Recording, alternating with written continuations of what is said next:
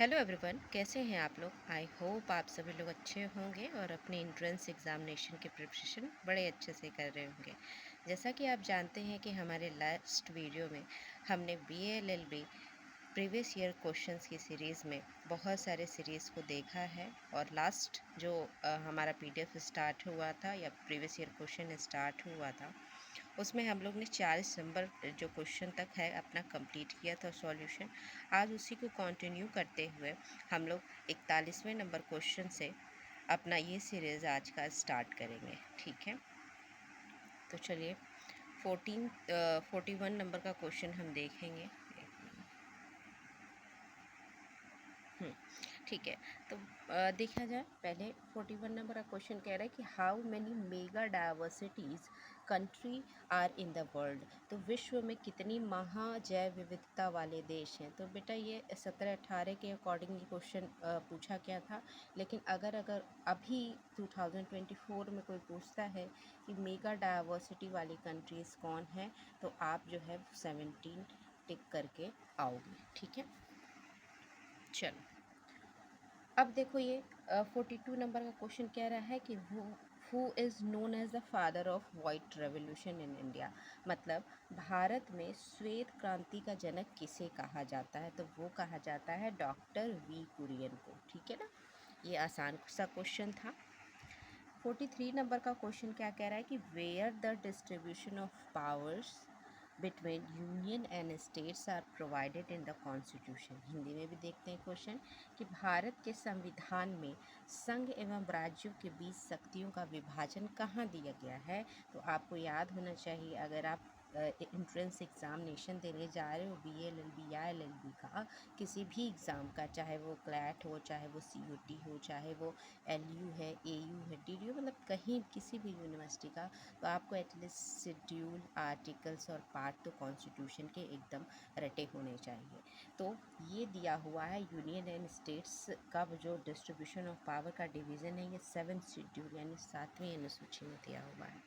ठीक है, अब यहाँ पे 44वें नंबर का क्वेश्चन क्या कह रहा है, in which of the following it is provided that India is a union of states. मतलब निम्नलिखित में से यह उपबंधित किया गया है कि भारत राज्यों का संघ है। आप जानते हो कि इंडिया एक यूनियन ऑफ स्टेट्स है और ये बात कहाँ कही गई है। तो ये बोली गई है बात कॉन्स्टिट्यूशन ऑफ इंडिया या भारत के संविधान के आर्टिकल 1 में, आर्टिकल 1 में। ठीक है, चलिए नेक्स्ट नंबर का क्वेश्चन है। नेक्स्ट नंबर का क्वेश्चन क्या कह रहा है कि who of the following is a not of citizen of India. तो भारत का निम्नलिखित में से कौन भारत का नागरिक नहीं है। आप जानते हो कि पार्ट सेकंड जो है ऑफ इंडियन कॉन्स्टिट्यूशन वो डील करता है सिटीजनशिप से। उसमें सेक्शन 5 आर्टिकल 5 to 11 तक बताया गया है कि सिटीज़न कौन है, सिटीजनशिप कैसे पाई जा सकती है, या फिर सिटीजनशिप को कैसे आपसे छीना जा सकता है। ठीक है, या खो जाएगी आपकी सिटीजनशिप, ये बताया गया है। तो देखो, ऐसा पर्सन जो बर्न हुआ है, मतलब इंडिया में पैदा हुआ है, वो सिटीज़न है। ठीक है, इंडिया की टेरिटरी में। और ऐसे पेरेंट्स जिनका, ऐसा कोई बच्चा है जिनके पेरेंट्स में से दोनों, कोई पेरेंट्स चाहे तो माता ही चाहे तो पिता ही, दोनों में से कोई एक या दोनों ही अगर इंडिया में पैदा हुए हैं, तो वो बच्चा भी सिटीज़न ऑफ इंडिया कहलाएगा। और ये जो है was ordinary resident of India for not less than, मतलब जब भारत आज़ाद हुआ उसके 5 साल से पहले तक वो, पहले से वो कहाँ रहता, भारत में अगर रह रहा था, तो वो भी सिटीज़न ऑफ इंडिया जो है कंसिडर किया जाएगा। लेकिन ये जो चौथा वाला क्वेश्चन है, ये कह रहा है after March 1947 to migrated in India. ठीक है, जो मार्च 1947 माइग्रेट हो गए इंडिया से पाकिस्तान में, वो सिटीज़न नहीं है, ऐसा नहीं है। 18 जुलाई, ठीक है, 18 जुलाई 1948 तक जो रहे इंडिया में, उसके बाद माइग्रेट हुआ। मतलब इस डेट के बाद अगर माइग्रेट हुआ है वो पाकिस्तान में, तो वो सिटीज़न ऑफ इंडिया नहीं है। तो ये चौथा क्वेश्चन का जो ऑप्शन है वो आपका इसमें सही होगा। ओके, चलिए, और इसको अगर डिटेल में जानना है तो आप जा कर के पार्ट सेकेंड जो है सिटीजनशिप, उसको बढ़िया से पढ़ लीजिएगा तो आपको पता चल जाएगा कि कैसे मैंने इसका सॉल्यूशन दिया है। अब यहाँ पे 42 नंबर का क्वेश्चन है। अच्छा, मैं आगे बढ़ने से पहले एक बात और बता दूं कि इसमें आज हम लोग लीगल के भी क्वेश्चन देखने वाले हैं, और लीगल में भी फैक्चुअल सिचुएशन पे बेस्ड मतलब लीगल प्रिंसिपल भी आपको मिलेगा देखने, और फैक्चुअल सिचुएशन भी आपको दिखेगा मिलने। ठीक है, तो ये वीडियो पूरा देखिए और शुरू से लेके अंत तक देखिए। ठीक है, ये आपको बहुत हेल्प करने वाला है। चलिए 46 नंबर का क्वेश्चन देखते हैं कि which of the following are considered as the constituents of food. निम्नलिखित में से कौन खाद्य पदार्थ के घटक। तो खाद्य पदार्थ में तो सारी चीज़ पाए जाते हैं, protein, carbohydrate, fat, vitamin, minerals, waters. ठीक है, तो ये चार जो है वो खाद्य पदार्थ में आ गया, यानी 1 2 3 4। चलिए, अब जो हमारा 47 नंबर का क्वेश्चन है वो क्या कह रहा है, the scientific study of law jurisprudence was first among. जो जूरिस्प्रूडेंस आप विधि शास्त्र जो है उसका अध्ययन सर्वप्रथम किस देश से शुरू हुआ था, तो वो रोमन्स ने किया था। ठीक है, रोमन्स ने, आप याद रखिएगा। अब क्या कह रहा है, the right to property belong to which of the following category. The right to property है संपत्ति का अधिकार निम्नलिखित में से किस श्रेणी में आता है। आप जानते हो कि पहले संपत्ति का जो अधिकार था वो फंडामेंटल राइट में आता था, लेकिन अमेंडमेंट करके उसको कॉन्स्टिट्यूशनल या लीगल राइट बना दिया गया।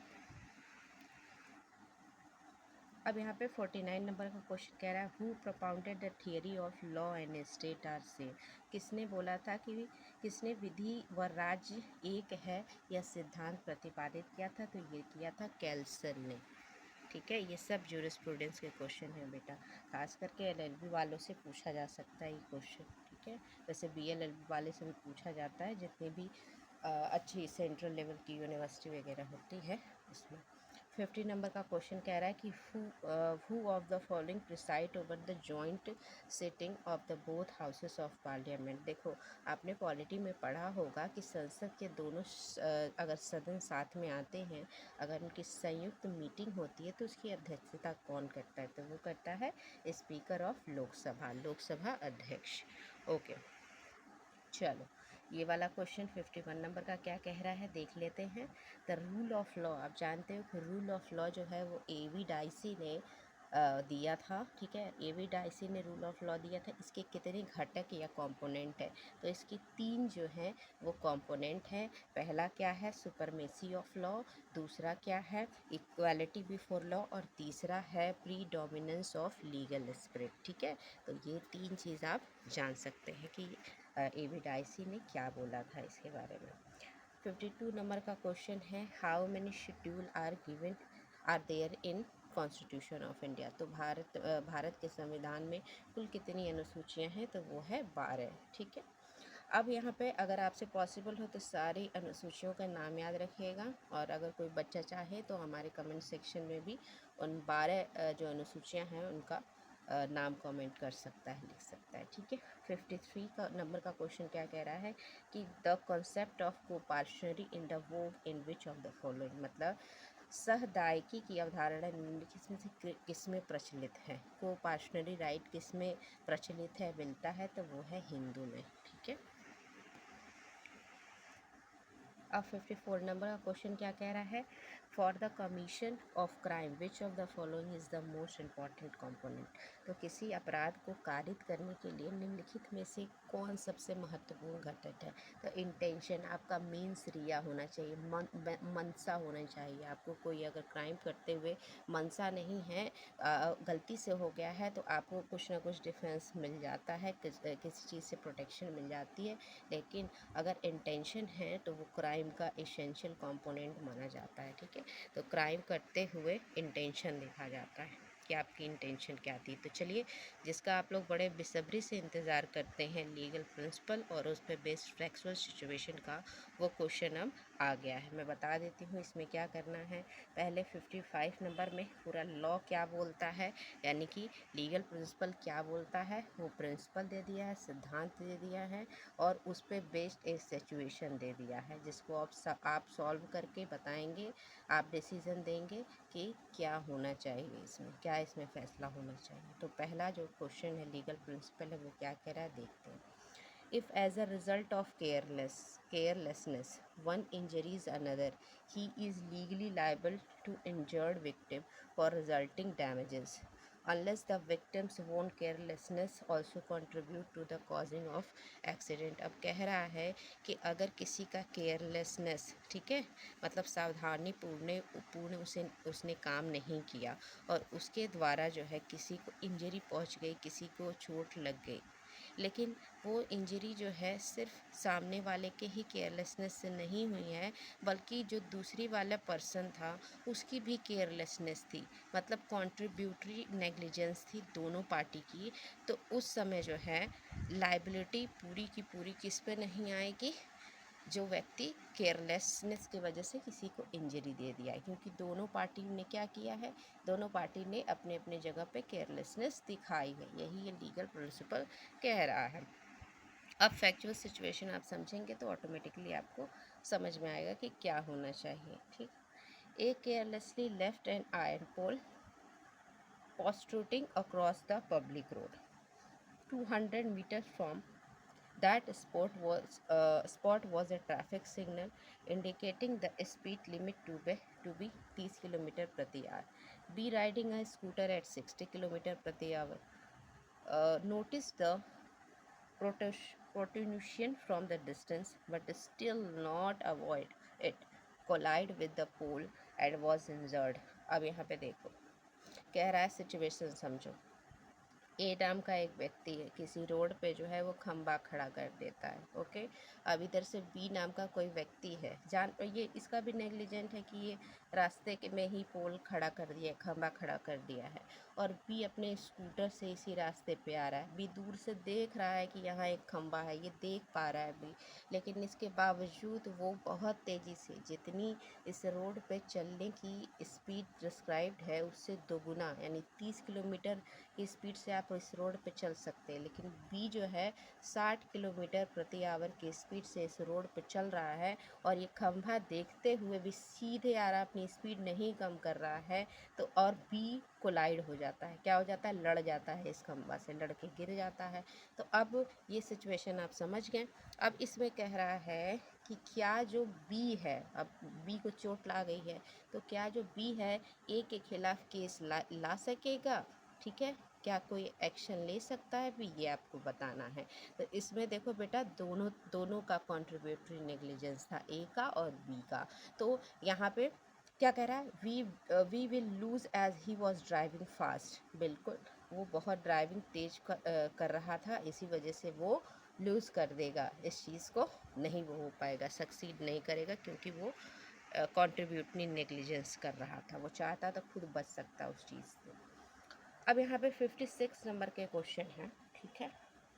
लीगल प्रिंसिपल ये क्या कह रहा है कि a person shall not be guilty of contempt of court on the ground that he has published. अब कह रहा है कोई भी पर्सन गिल्टी नहीं माना जाएगा इस बेस पे कि उसने कोई वर्ड स्पोकन या रिटन या फिर किसी साइन में या फिर किसी विजुअल रिप्रेजेंटेशन के द्वारा या फिर अदरवाइज तरीके से उसने पब्लिश किया है कहीं पे।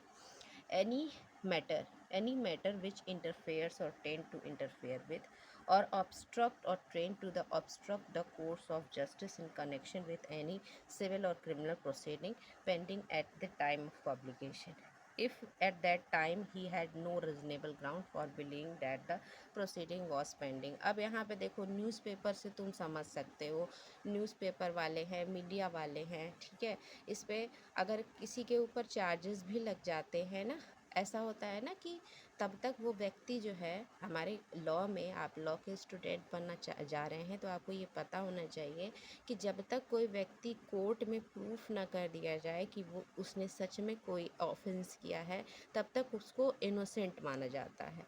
लेकिन हमारे यहाँ क्या होता है, अगर किसी पे एक बार चार्ज लग गया, रेप का या मर्डर का अभी लगा ही है, भले ही वो अफवाह हो, भले ही उसको झूठे केस में फंसाया गया हो, लेकिन फिर भी उसको मीडिया वाले मर्डरर मान लेते हैं, रेपिस्ट मान लेते हैं और पब्लिश कर देते हैं अपने न्यूज़पेपर में किसी भी तरीके से, चाहे बोल के चाहे स्पोक करके। तो वो जो है कोर्ट ऑफ कंटेम्प्ट नहीं माना जाएगा, यानी कि उन लोगों को, ऐसे पर्सन को जो ऐसा करते हैं और स्टिल अभी प्रोसीडिंग जो है वो पेंडिंग है कोर्ट में, उसके पहले ही मीडिया वाले ऐसा करने लगते हैं तो उनका कोर्ट ऑफ कंटेम्प्ट उनके द्वारा ये नहीं समझा जाएगा, यही कह रहा है ये, ठीक है। क्योंकि वो तो बिना बिना किसी सबूत के ही लोगों को दोषी ठहरा देते हैं, लेकिन कोर्ट तो प्रोसीजर से चलता है ना, ठीक है। अब यहाँ पे फैक्ट देखो, फैक्ट क्या कह रहा है, Mister X delivered a lecture at the local lottery club in a favour of accused who is prosecuted for assaulting a police officer. अब देखो मिस्टर एक्स नाम के एक लेक्चर वो रहते हैं, व्यक्ति रहते हैं जिन जो लेक्चर डिलीवर करते हैं लॉयल रोटरी क्लब में, और उस व्यक्ति के फेवर में करते हैं जिसके ऊपर चार्जेस लगे रहते हैं कि उसने पुलिस वाले के साथ असॉल्ट किया है, ठीक है। He said that the accused is the victim of prevailing corruption in the judiciary and he knows the accused is going to punished by the court for being honest. Mr. X is charged for committing content of court. और ये कहते हैं कि नहीं, ये जो accused है वो अक्यूज़ दरअसल में नहीं है, वो एक विक्टिम है, क्योंकि उसके द्वारा जो है करप्शन, उसको पता था कि करप्शन में क्या चल रहा है, पुलिस के द्वारा क्या करप्शन किया जा रहा है, ठीक है। और वो सब अक्यूज़्ड को बचाने के लिए ये सब बातें जो है वो बोल जाते हैं, ठीक है। बोलते हैं कि जो एक्यूज़्ड है वो ऑनेस्ट है। अब यहाँ पे बताओ कि मिस्टर एक्स जो हैं क्या उनके खिलाफ कोर्ट ऑफ क्रिमिनल कंटेम्प्ट लगेगा, तो सीधे सीधे प्रिंसिपल कह रहा है कि नहीं लगेगा। तो यहाँ पे देखो, यहाँ पे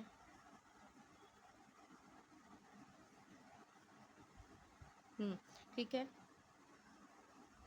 mister x has not committing the contempt of court. अब यहाँ पे 57 नंबर का क्वेश्चन है। 57 नंबर का क्वेश्चन क्या कह रहा है, देखो बेटा इसको ध्यान से। इन ऑर्डर टू एलिजिबल, अब ऊपर वाले क्वेश्चन में कुछ कुछ चीज़ें मिस प्रिंट भी थी तो शायद आपको क्लियर ना हो, ठीक है। लेकिन अगर आप पीडीएफ देखना चाहते हैं, इसको डाउनलोड करना चाहते हैं, तो हमारे टेलीग्राम चैनल का जो लिंक है आपको इस वीडियो के डिस्क्रिप्शन में मिल जाएगा, वहाँ जा कर के आप इस पेपर को डाउनलोड कर सकते हैं और फिर से इसमें सॉल्व कर सकते हैं सारी चीज़ें।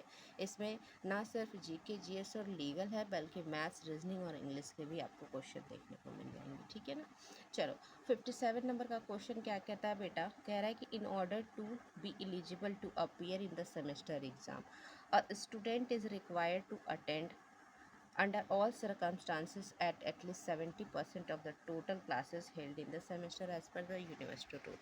कह रहा है कि देखो भाई, अगर आपको, आप जानते हो कि BLLB में जाओगे, LLB में जाओगे, और वहाँ पे कई कई यूनिवर्सिटी का ये रूल होता है कि मिनिमम आपको 70% अटेंडेंस जो है वो तो सिक्योर कराना है। तो ऐसा इस यूनिवर्सिटी में है, ठीक है ना। तभी वो जिसका सेमेस्टर में 70% क्लासेस रहेंगी वही एग्ज़ाम देने के लिए एलिजिबल रहेगा, यही प्रिंसिपल कह रहा है। अब इस पे बेस्ड जो है वो फैक्ट देख लेंगे हम, factual situation.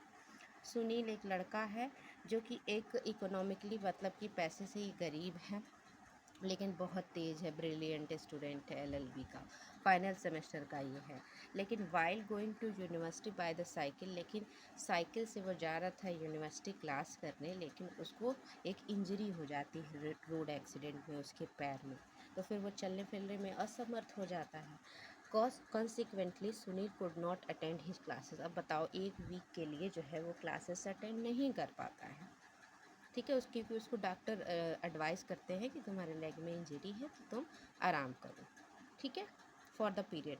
Due to this absence from the university Sunil fail. अब इसी अब्सेंस के कारण जो है 70% का अटेंडेंस नहीं पूरा कर पाता, कौन, सुनील। और फिर इस वजह से जो यूनिवर्सिटी है इसको क्या कर देती है, बार्ड कर देती है, मतलब एग्ज़ाम देने से मना कर देती है।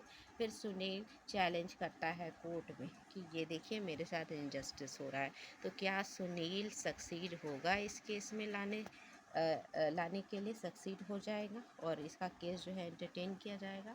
तो देखो, Sunil will succeed in the court of law as accident was beyond the control. बिल्कुल बात है। अब कुछ ऐसा एक्सीडेंट हो जाता है जिस पे हमारा कंट्रोल नहीं है, हाँ, उसके लिए हम क्या कर सकते हैं, लेकिन हाँ, ये यूनिवर्सिटी को मानना होगा कि ठीक है, अगर सामने वाला व्यक्ति बोल रहा है कि उसका इस वजह से अब्सेंट हुआ है, तो वो मेडिकल मांग सकते हैं या और इसी तरह के कुछ एविडेंस मांग सकते हैं, जिससे ये प्रूफ हो जाए कि सच में उसको 1 हफ्ता के लिए रेस्ट के लिए बोला गया था। ठीक है, तो यहाँ सुनील जो है वो सक्सीड हो जाएगा। अब नेक्स्ट नंबर का प्रिंसिपल क्या कह रहा है? Principle number 58, all citizen have the fundamental right to carry on any occupation. देखो भाई, देखो, कह रहा है कि सभी जो सिटीजन हैं, हम जानते हैं कि हमारे फंडामेंटल राइट जो आर्टिकल 19 है उसमें गिवन है, आर्टिकल 19(1) क्लॉज जी में, कि सबको राइट है कि वो अपना ऑक्यूपेशन, अपना ट्रेड, अपना बिजनेस जो है वो परफॉर्म करे, लेकिन उस पर रिजनेबल रिस्ट्रिक्शन भी लगाया जाता है। ये भी बात जो है गिवन है, ठीक है, जनरल पब्लिक के इंटरेस्ट में। अब यहाँ पे देखो फैक्ट क्या कह रहा है। A large number of person having been carrying on the business dyeing and painting in Rajkot area. 25 साल से डाइंग और प्रिंटिंग का बिजनेस जो है एक राजकोट एरिया में चल रहा है, जहाँ पर लगभग 30,000 जो फैमिली है उससे चलती है। ठीक है ना, 30,000 फैमिली उससे चलती है, मतलब उनके गार्जियन वहाँ पे वर्क करते हैं, उनके फैमिली मेम्बर वहाँ वर्क करते हैं। लेकिन वो जो है फ्रॉम दीज प्लेसेस अनट्रीटेड, लेकिन उस डाइंग और प्रिंटिंग वाले इंडस्ट्री से बहुत ज़्यादा अनट्रीटेड वाटर जो है, डर्टी वाटर उस उस एरिया से डिस्चार्ज होता है, उस इंडस्ट्री से डिस्चार्ज होता है, और इस एरिया में रह रहे लोगों को बहुत ज़्यादा जो है वो डैमेज करता है पब्लिक हेल्थ में। मतलब आसपास पानी इकट्ठा हो जाता है और अनट्रीटेड वाटर, जिससे बहुत ज़्यादा बीमारियां फैल जाती हैं वहाँ के आसपास रहने वाले लोगों को। तो एक नोटिस भेजा जाता है। A notice therefore was given to close the business till the necessary measure to protect the public health as provided under the environmental institute for taken by those businessman. अब एक notice दिया जाता है, वहाँ के local जो administration होता है उनके द्वारा नोटिस दिया जाता है उस कंपनी मालिकों को या उस कंपनी को, कि जब तक आप एनवायरमेंटल जो भी इंस्टीट्यूट है, एनवायरमेंटल प्रोटेक्शन एक्ट है 1986, उसके तहत चीज़ों को नहीं मैनेज करते, उसका मेजर्स नहीं फॉलो करते, तब तक ये आप इंडस्ट्री दोबारा से रन नहीं कर सकते। जब फॉलो करेंगे तो करेंगे। अब यहाँ पे देखो कह रहा है, इसमें क्वेश्चन पूछ रहा है, क्या वो जो बिजनेसमैन हैं वो अपना जो केस है वो ला सकेंगे कोर्ट में कि ये हमारे राइट टू बिजनेस, ट्रेड और ऑक्यूपेशन का वॉयलेशन है। अब क्या वो नोटिस जस्टिफाइड था या नहीं, ये आपको बताना है। ठीक है, अब यहाँ पे देखो क्या कह रहा है।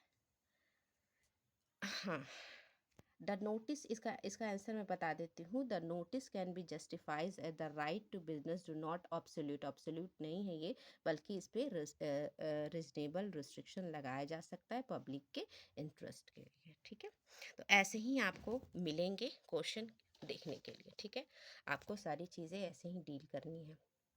59 नंबर का प्रिंसिपल क्या कह रहा है। Whosoever by his act or omission causes environmental protection pollution shall be held liable for any loss caused by such pollution. It shall be no defense in such cases that all due diligence or reasonable work care was taken by carrying out the act or omission in question. अब कह रहा है कि देखो भाई, कोई भी अगर कोई भी एक्ट कर रहा है या ओमिशन कर रहा है एनवायरमेंटल पॉल्यूशन के अगेंस्ट, अगर कोई भी गलत काम कर रहा है या फिर ओमिशन कर रहा है, बात नहीं मान रहा है, और उसकी वजह से जो है वो लॉस हो जा रहा है किसी भी पर्सन को, तो वो कोई आप उसका डिफेंस नहीं ले सकेंगे। यहाँ कह रहा है ना, नो डिफेंस, कोई भी डिफेंस आप नहीं ले सकेंगे कि ये काम मैंने ड्यू डिलिजेंस के लिए किया या फिर मैंने पूरा रिजनेबल केयर किया है। अगर आपके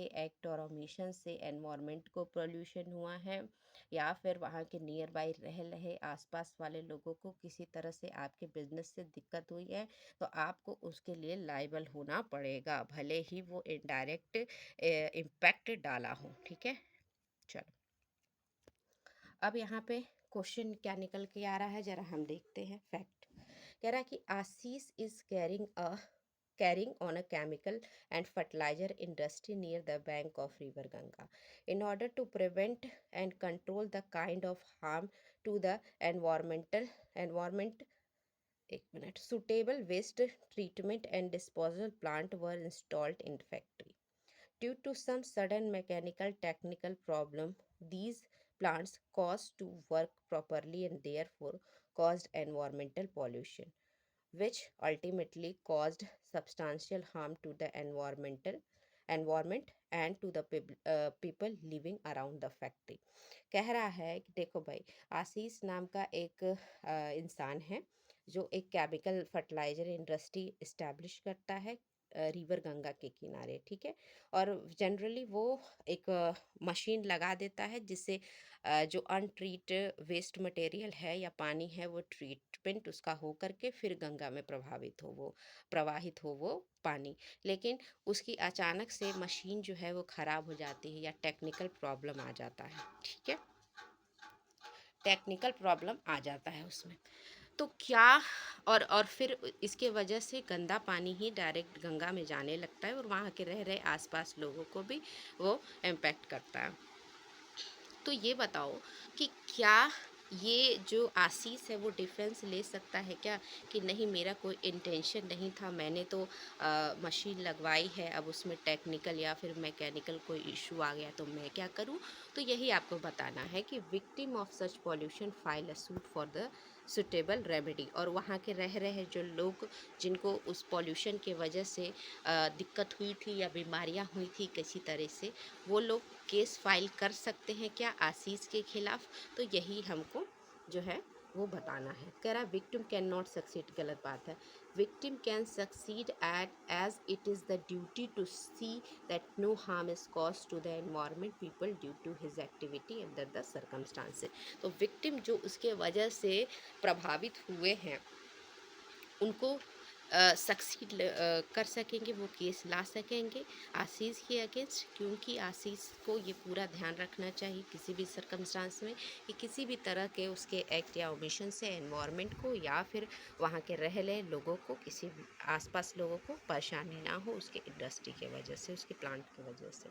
चलिए 60 नंबर का प्रिंसिपल क्या कह रहा है। An agreement to do an act impossible in itself cannot enforce by law। कह रहा है कि आप ऐसा एग्रीमेंट कर लेते हो किसी के साथ जो अपने आप में ही इम्पॉसिबल है, वो कभी पूरा ही नहीं हो सकता, ठीक है ना। और ऐसे चीज़ के लिए आप एग्रीमेंट कर लेते हो तो ये कोर्ट के द्वारा एंटरटेन नहीं किया जाएगा, इन्फोर्स नहीं किया जाएगा।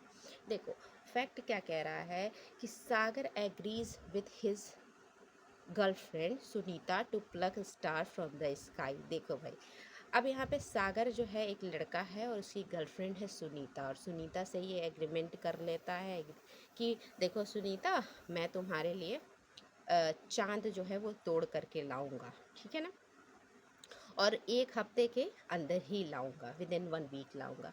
आफ्टर द एक्सपायरी, अब 1 हफ्ते तो बीत जाता है, सुनीता फाइल्ड अ सूट। अब सुनीता फाइल कर देती है एक सूट सागर के खिलाफ कि उसने ब्रीच ऑफ कॉन्ट्रैक्ट कर दिया है, कॉन्ट्रैक्ट को तोड़ दिया है, क्योंकि सागर जो है वो अपना प्रॉमिस पूरा करने में फुलफिल नहीं रहा है। तो उसमें क्या कोर्ट क्या करेगा यही आपको जो है वो बताना है, ठीक है ना। तो ये आपको बताना है। अब बताइए क्या होना चाहिए इसमें। The court can not entertain such suit as the act promised under the agreement is impossible itself. अब ये एक्ट ही जो है वो इम्पॉसिबल इटसेल्फ है, तो इसको कोर्ट कैसे एंटरटेन कर सकता है, ठीक है, सीधे सीधे मना कर देगा, ठीक है। चलो 61 नंबर का क्वेश्चन क्या कह रहा है बच्चों।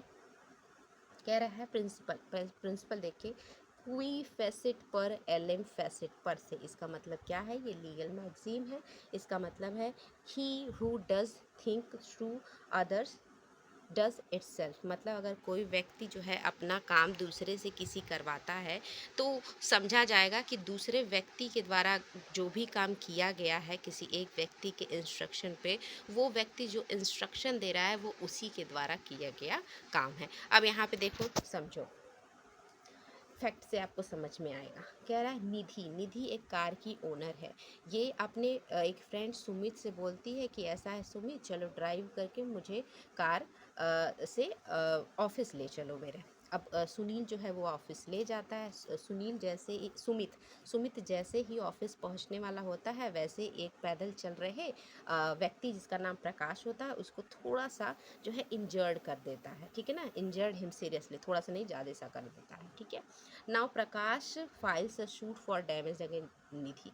अब जो प्रकाश है वो फाइल करता है केस निधि पे। क्यों नहीं वो सुमित पे करता है, क्योंकि गाड़ी तो सुमित चला रहा था। क्योंकि वो जानता है, प्रकाश जानता होगा या प्रकाश को कोई एडवाइस किया हो जाएगा होगा कि पहले पूछो कि गाड़ी किसकी है, ठीक है, और किसके कहने पे वो काम कर रहा था। तो वो निधि के कहने पे गाड़ी चला रहा था, निधि की गाड़ी थी। तो क्वी फैसिट पर एलिम फैसिट पर से वाला चीज़ लग जाएगा, ठीक है, मैगजीन लग जाएगा और निधि के ऊपर प्रकाश केस लाएगा। तो अब निधि लाइबल होगी, तो yes Nidhi is liable as a Sumit was driving under the authority and for his her purpose, मतलब उसके अथॉरिटी के अंतर्गत सुमित गाड़ी चला रहा था और उसी के पर्पस के लिए वो गाड़ी चला रहा था, इसीलिए यहाँ निधि जो है वो लाइबल होगी। मुझे पूरी उम्मीद है कि आप लोग बोर नहीं हो रहे होंगे और इस क्वेश्चन को अच्छे से समझ रहे होंगे। अगर आपको समझने में थोड़ी सी परेशानी हो रही है, खासकर BA वालों के लिए, तो वो 2 से 3 बार इस वीडियो को देख लें, आपको ज़रूर समझ में आएगा। चलिए 62 नंबर का क्वेश्चन क्या कह रहा है, एक मिनट। 62 नंबर का जो लीगल प्रिंसिपल ये भी ये क्या कह रहा है, a consumer is a person who buys any goods or services for the consideration and use the goods for the non commercial purpose, ठीक है। Exclusive use of goods for the purpose of earning of his livelihood by means of self-employment, it is not considered as the commercial use.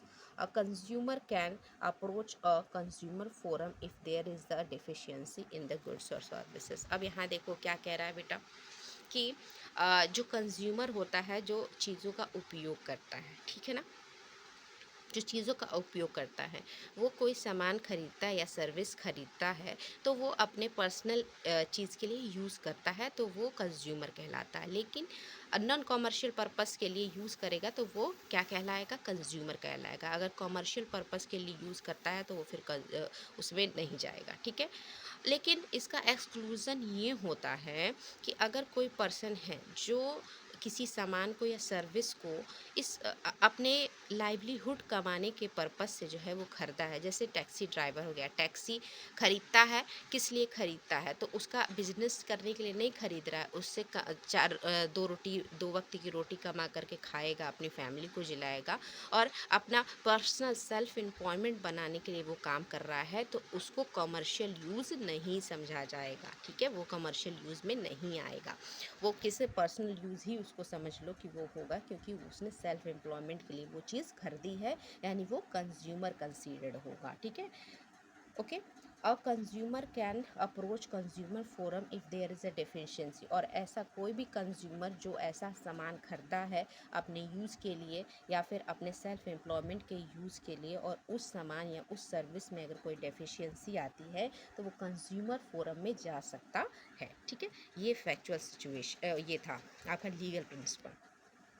अब क्या कह रहा है, fact कह रहा है, एक टैक्सी ड्राइवर है, received a car music system for free from an electronic company through a draw of lots of installed the same in his taxi. Sometimes later, the music system stopped working.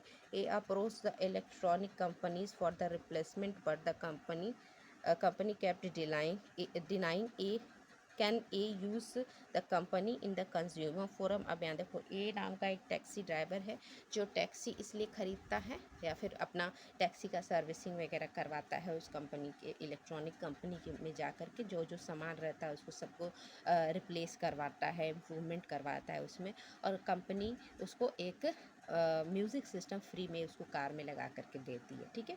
लेकिन वो music system कुछ समय बाद ख़राब हो जाता है, ठीक है, ख़राब हो जाता है। तो वो जो टैक्सी ड्राइवर वो जाता है कंज्यूमर कोर्ट में कि ये इन्होंने मुझे टैक्सी दी थी, उसमें म्यूज़िक सिस्टम दिया था, वो ख़राब हो गया है, अब मुझे उसका रिप्लेसमेंट चाहिए।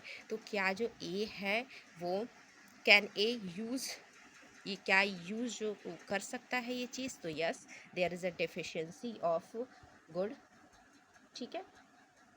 Yes there is a deficiency for good, इसका दोनों आंसर होगा।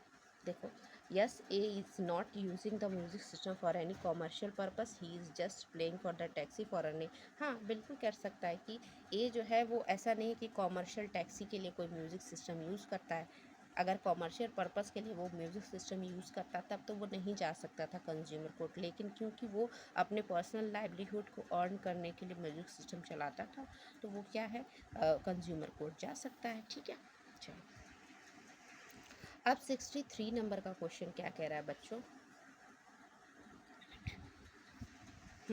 63 नंबर का प्रिंसिपल क्या कह रहा है, legal principle, violation of legal rights with or without damage give rights to the tort. कह रहा है कि अगर आपका राइट जो है वॉयलेट हो रहा है विथ और without damage give rise to a tort, तो वो टॉर्ट करता है। अब यहाँ पे देखो, एक होता है इंजूरिया सुने डैमनम और ये डैमनम सुने इंजूरिया, मतलब इंजरी तो आपको हुई है लेकिन विदाउट डैमेज, और एक होता है डैमेज तो हुआ है लेकिन without legal injury.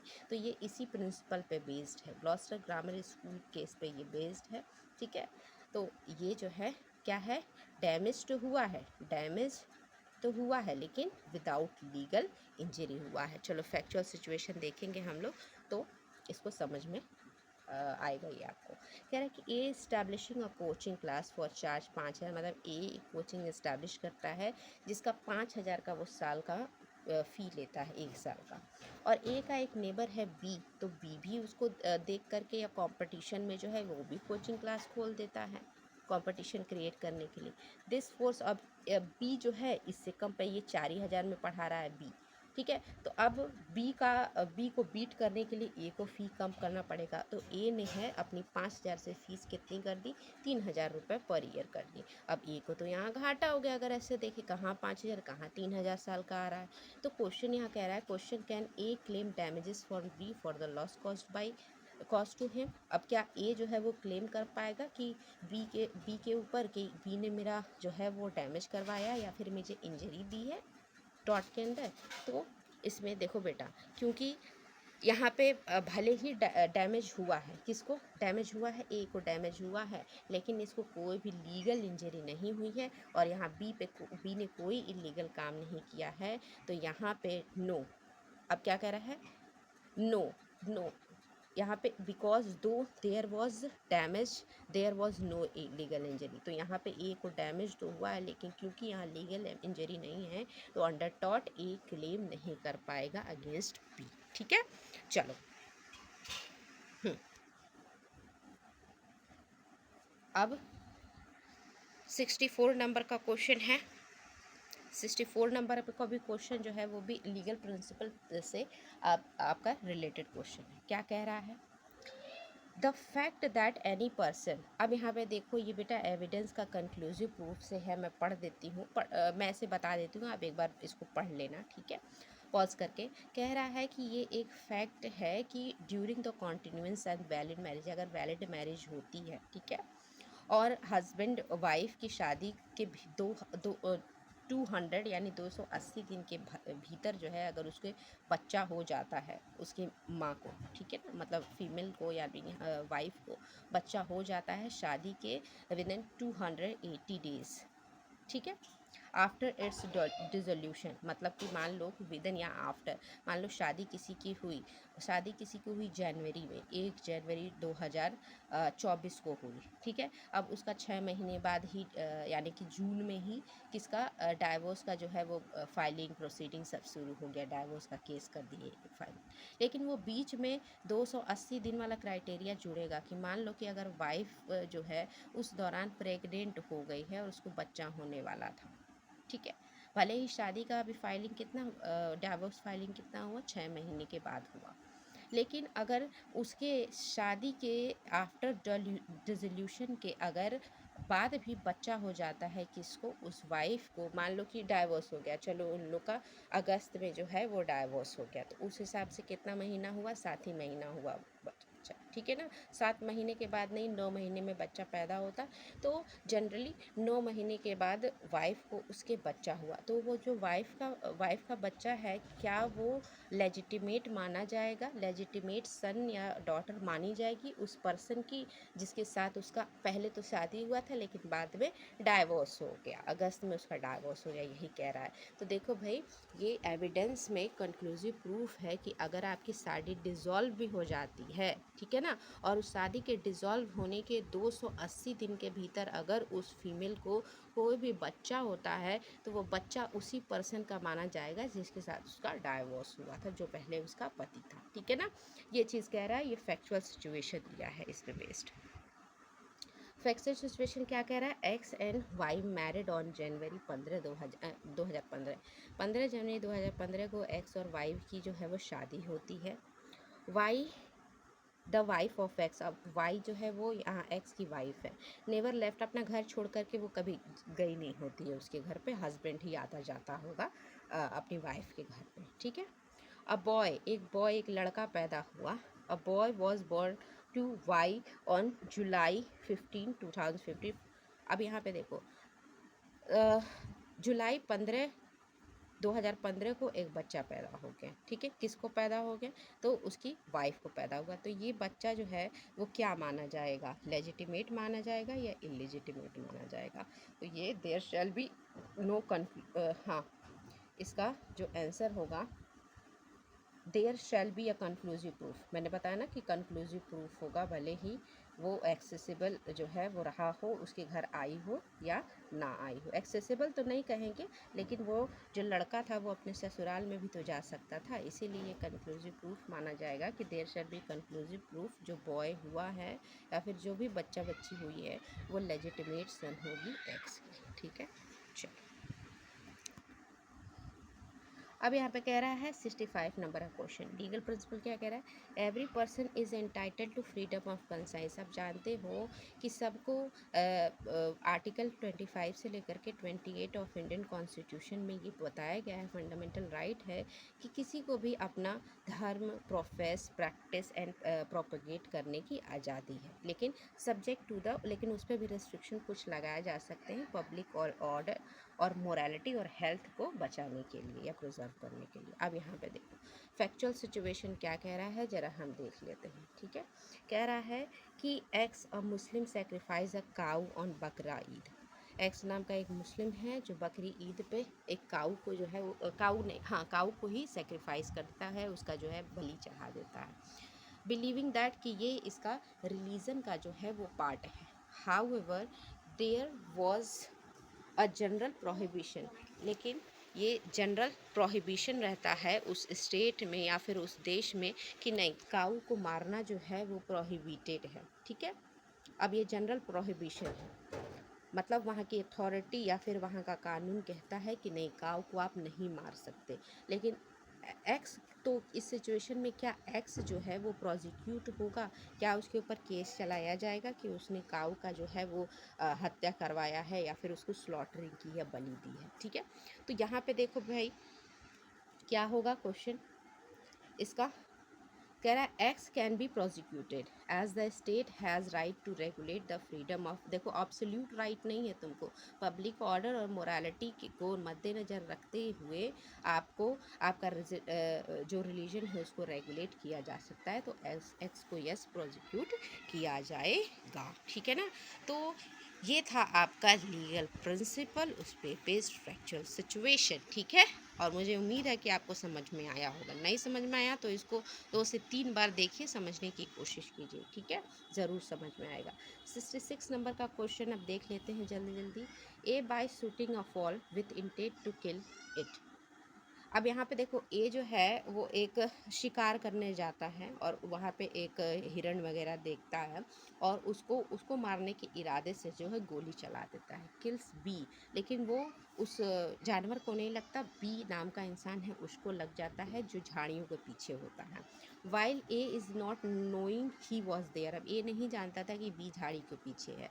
Does a amount for murder, क्या ए के ऊपर मर्डर के चार्जेस लगेंगे, नहीं नहीं नहीं। ए के ऊपर मर्डर की चार्जेस नहीं लगेंगे, नेग्लिजेंटली उसने काम किया है, अनजाने में किया है, जानबूझ के वो नहीं किया है, तो गिल्टी नहीं होगा।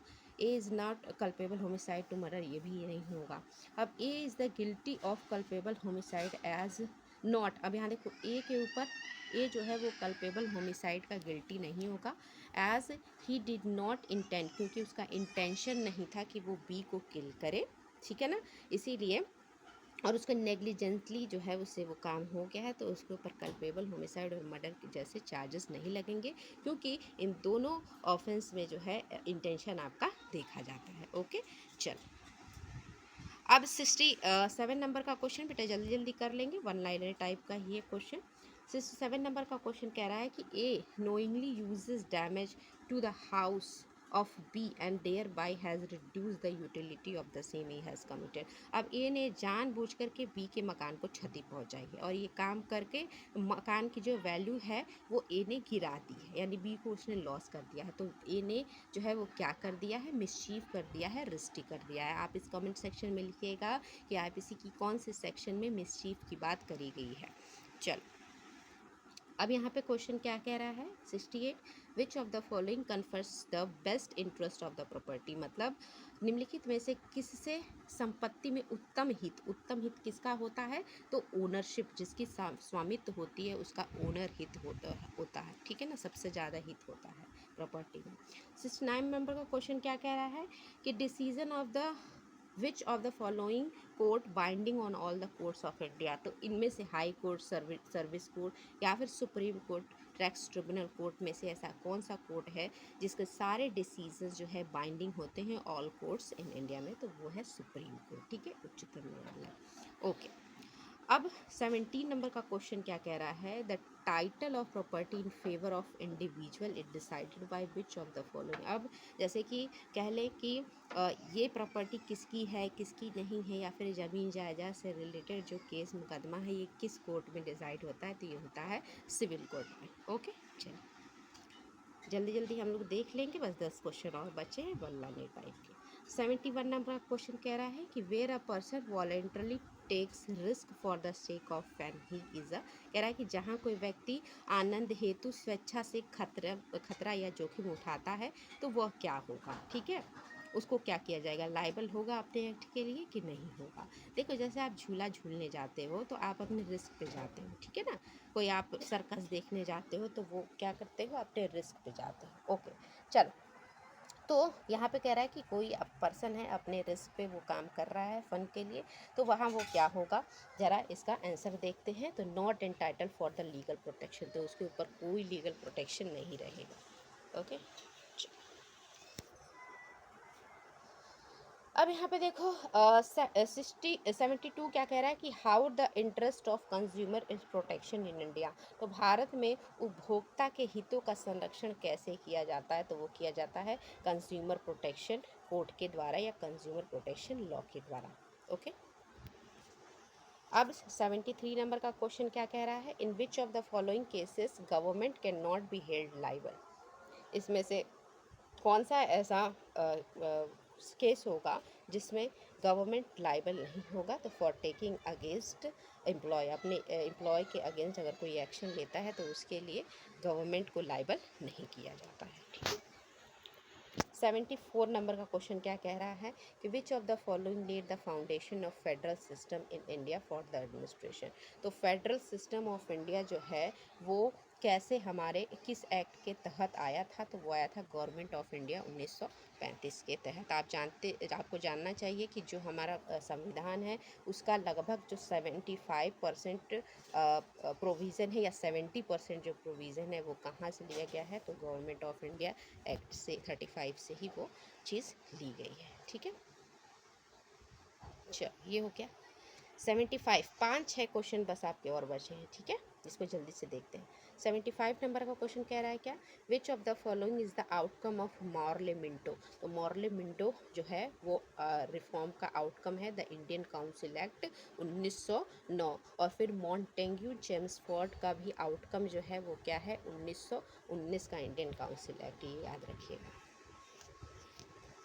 76 नंबर का क्वेश्चन देखते हैं, in which of the following countries terrorist group Ku Ku Klux Klan flourished, ये एक टेररिस्ट ग्रुप है, ये यूएसए में जो है वो फ्लोरिस्ट हुआ था।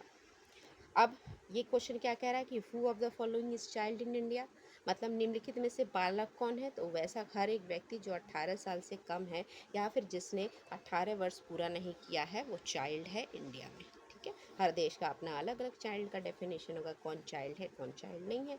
78 नंबर का क्वेश्चन कह रहा है कि the national human rights commission is constituted under which of the following, तो ह्यूमन राइट्स एक्ट के अंदर जो है NHRC का जो है वो गठन हुआ है। ओके, चलिए सेकेंड लास्ट क्वेश्चन है ये 79 नंबर का। क्या कह रहा है कि a person who is a not of member of legislature can become a minister and he can remain so far as the period of, अब ऐसा कोई व्यक्ति जो सदन का सदस्य मंत्री बन गया है, ऐसा कोई व्यक्ति जो मंत्री तो बन गया है लेकिन विधानसभा जो है या विधानमंडल का कहीं का भी दोनों सदनों में से कहीं का सदस्य नहीं बना है, तो उसको कितना महीने का टाइम दिया जाता है कि वो दोनों सदनों में से किसी एक सदन का सदस्य तो बन जाए, तो 6 महीना। अगर 6 महीने तक वो नहीं बनता है किसी भी हाउस का सदस्य, हाउस ऑफ लेजिस्लेचर का सदस्य, तो उससे मंत्री पद छीन लिया जाएगा। ठीक है ना, वो अपना पद जो है वो खो देगा।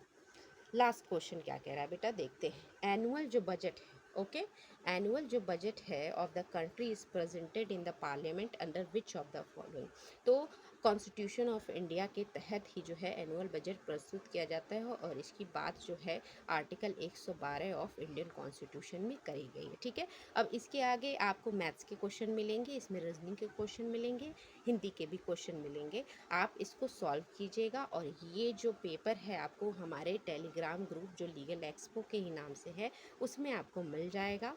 हमारा इंस्टा पेज भी है लीगल एक्सपो के ही नाम से, आप उसको फॉलो कर सकते हैं। उस पर बहुत सारे आपको नोट्स, मटेरियल्स और स्टडी टिप्स आपको प्रोवाइड करवाए जाते हैं। ठीक है, और अगर हमारा एफर्ट आपको अच्छा लगता है तो आप हमारे वीडियो को लाइक कीजिए, शेयर कीजिए और सब्सक्राइब कीजिए। और अगर कोई भी आपका डाउट है, सजेशन है या फिर कोई सुझाव है तो आप हमारे कमेंट सेक्शन में आराम से दे सकते हैं, कोई परेशानी वाली यहाँ बात नहीं है। तो आज के लिए इतना ही, फिर मिलते हैं नेक्स्ट वीडियो में, तब तक के लिए धन्यवाद।